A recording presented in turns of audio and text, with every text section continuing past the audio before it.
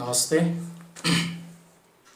कक्षा 9 विज्ञान विषय का हमारा जो टॉपिक चल रहा था पदार्थ की अवस्थाओं के बारे में, आज हम द्रव अवस्था और गैस अवस्था के बारे में चर्चा करेंगे। द्रव अवस्था के चर्चा में वही आपको 5 जो गुण हैं, आधारभूत गुण हैं, उनको आपको लक्ष्य रख के चलना है, ताकि इस बिंदु पर हमारे जो अभिलाक्षणिक गुणों की जो बात कर रहे हैं वो उससे हम उसको संतुष्ट कर पाएँ। जैसे सबसे पहले बात करते हैं द्रवों के आकार, आयतन, घनत्व, संपीड्यता और विसरण। जैसा कि आपको पता है, द्रवों के जो कण होते हैं वो दुर्बल अंतराणु आकर्षण बल से बंधे हुए होते हैं। अतः जब हम इनके आयतन के बारे में बात करते हैं तो ये आयतन है वो किसी पात्र में डालने पर उसका आकार या उसका जो आयतन है वो निर्धारण करते हैं। और दूसरी बात, अगर हम इनकी संपीड्यता के बारे में बात करें तो ये ठोसों की बनिस्पत इनकी जो संपीड्यता है वो कुछ अधिक होती है। ठोसों में संपीड्यता नगण्य होती है। और बात करें विसरण की, तो क्योंकि विसरण का अर्थ जो होता है वो फैलना होता है। किसी भी पदार्थ को अगर आप सतह पर फैलाएं और अगर वो फैलता है, इसका मतलब उसमें विसरण का गुण पाया जाता है।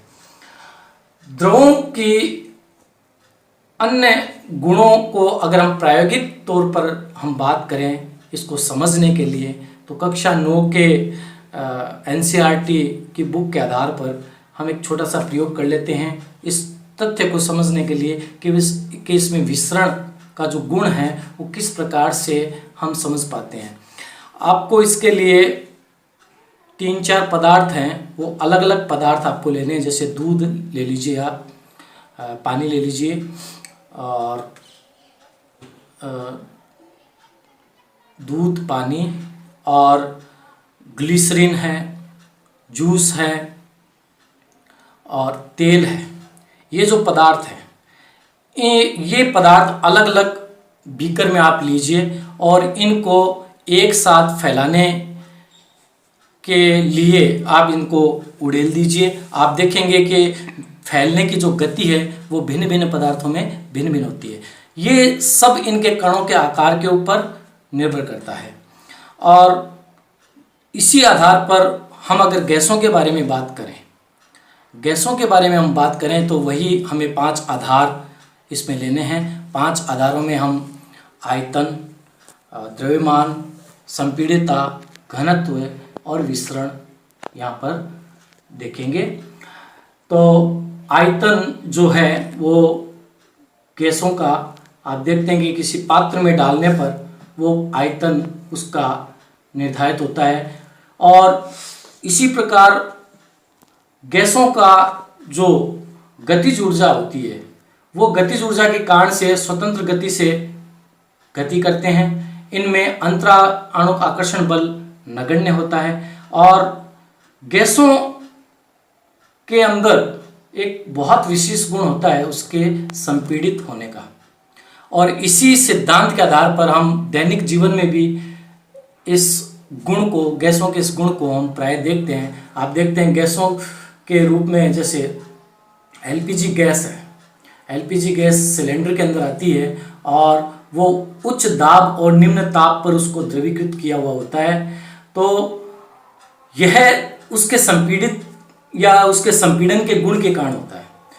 तो संपीड़न का अर्थ है कि जब किसी गैस पर उच्च दाब लगाया जाता है तो दाब लगाने के कारण से स्वतंत्र अवस्था में फैले हुए अणु पास पास आते हैं और पास पास आने के कारण से उनमें जो आकर्षण बल है वो बढ़ जाता है, जिसके कारण से वो अपनी गैस अवस्था से द्रव अवस्था में आ जाते हैं। तो ये आधारभूत द्रव और गैसों के एक अभिलाक्षणिक गुणों के बारे में हमारी छोटी सी चर्चा थी। इसके बाद कुछ और चर्चा हम करते हैं। इन चर्चाओं में हम बात करेंगे पदार्थ अपनी अवस्था किस प्रकार से बदलते हैं। पदार्थ जो है वो अपनी 3 अवस्थाएं जो मुख्य रूप से होती है, वो अवस्थाएं एक दूसरे में बदलते हैं। और ये 3 अवस्थाएं हैं गैस, ठोस और द्रव। तो इसमें क्रम रहेगा ठोस, द्रव और गैस का। इसको समझने के लिए बहुत सामान्य सा उदाहरण है जल का। देखिए, जल की 3 अवस्थाएं आप देख सकते हैं। ठोस अवस्था में इसको आप बर्फ के रूप में देखते हैं, द्रव अवस्था में आप पानी के रूप में इसको देखते ही हैं, और गैस अवस्था में इसको आप वाष्प के रूप में देखते हैं। तो जल एक ऐसा उदाहरण है जो इन तीनों अवस्थाओं को एक साथ आपको समझाने के लिए एक महत्वपूर्ण उदाहरण होता है। इन अवस्थाओं में परिवर्तन के लिए कुछ भौतिक कारक होते हैं जो इनको प्रभावित करते हैं। सबसे पहले हम बात करते हैं जल की ठोस अवस्था, जिसको अपन बर्फ भी कहते हैं। बर्फ अर्थात ठोस अवस्था, ये सीधा संबंध रखता है तापमान से। अगर तापमान आप 0 डिग्री या उससे नीचे का तापक्रम रखते हैं तो जल के अणु हैं वो नज़दीक आ जाते हैं, और नज़दीक आने पर उनके बीच में जो अंतराणु का आकर्षण बल होता है वो मजबूत हो जाता है, और इस प्रकार से वो अपनी ठोस अवस्था पा लेते हैं। ठोस अवस्था से इसका द्रव अवस्था में जो परिवर्तन होता है, ये एक भौतिक परिवर्तन है, और ये परिवर्तन है उस भौतिक कारकों पर निर्भर करता है। बहुत बार ऐसा देखने में आता है कि भाई 2 जो पद हैं, जिसको अपन एक गलनांक बोलते हैं, एक क्वथनांक बोलते हैं, और इन्हीं के बीच एक पद आता है गुप्त ऊष्मा। इन तीनों पदों को इस अवस्था परिवर्तन में हम जोड़ेंगे और इस टॉपिक को आसानी से समझने का प्रयास अपन करेंगे। सबसे पहले हम आपको बताना चाहेंगे कि ठोस अवस्था है जल की।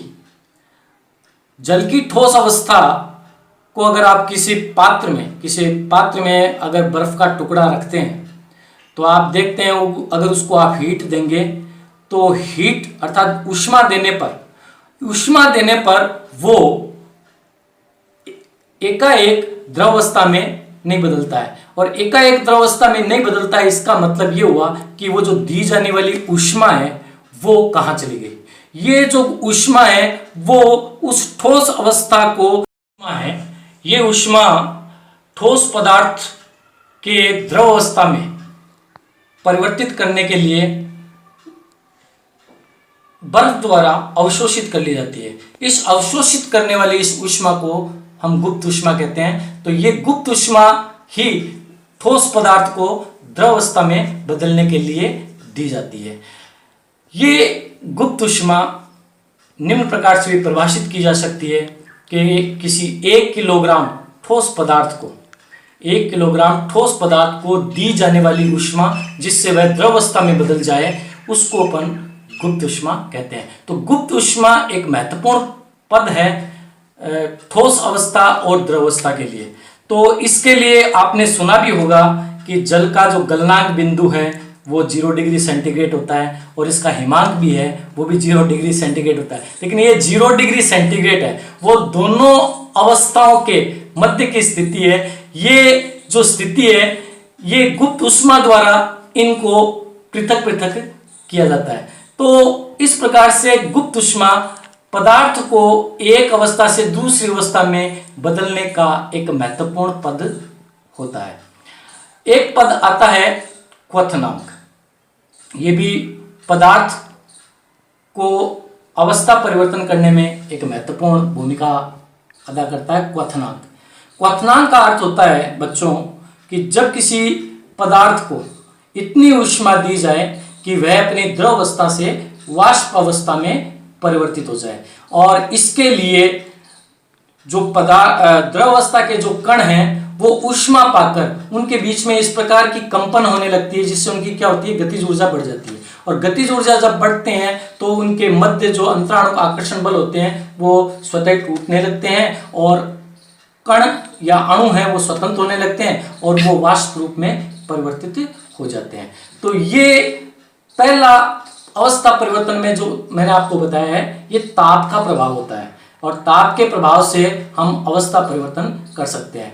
तो ताप के प्रभाव से हमने जल का उदाहरण लेते हुए इसकी ठोस, द्रव और गैस तीनों अवस्थाओं के परिवर्तित होने का एक छोटा सा आपको उदाहरण पेश किया, जिसमें जल का जो गलनांक बिंदु है वो 0 डिग्री और इसका जो क्वथनांक होता है वो 100 डिग्री होता है। 100 डिग्री पर ये वाष्प में परिवर्तित होता है। तो ये हमारे पहला जो फैक्टर है ताप का प्रभाव। दूसरा एक पद और आता है जिसको हम ऊर्ध्वपातन, पद का नाम है ऊर्ध्वपातन। कुछ पदार्थ ऐसे होते हैं बच्चों जो ठोस अवस्था से सीधे गैस अवस्था में परिवर्तित होते हैं, इनकी जो बीच की जो मध्य अवस्था है द्रव अवस्था वो नहीं होती है। ऐसी स्थिति को हम ऊर्ध्वपातन कहते हैं। ऊर्ध्वपातन के लिए एक छोटा सा हम प्रयोग कर सकते हैं, क्योंकि ये प्रयोग से समझने के लिए किया जाने वाला प्रयोग है। एक वाच ग्लास में थोड़ा सा आप अमोनियम क्लोराइड ठोस ले लीजिए, उसके ऊपर आप फनल लगा दीजिए। फनल को ऊपर से उसको रुई से आप बंद कर दीजिए और नीचे से बर्नर जब आप चलाएंगे तो कुछ ही देर बाद आप देखते हैं कि जो अमोनियम क्लोराइड है वो सीधे ही वाष्प में परिवर्तित हो जाता है। तो ये थी हमारी दो महत्वपूर्ण कारक जिसमें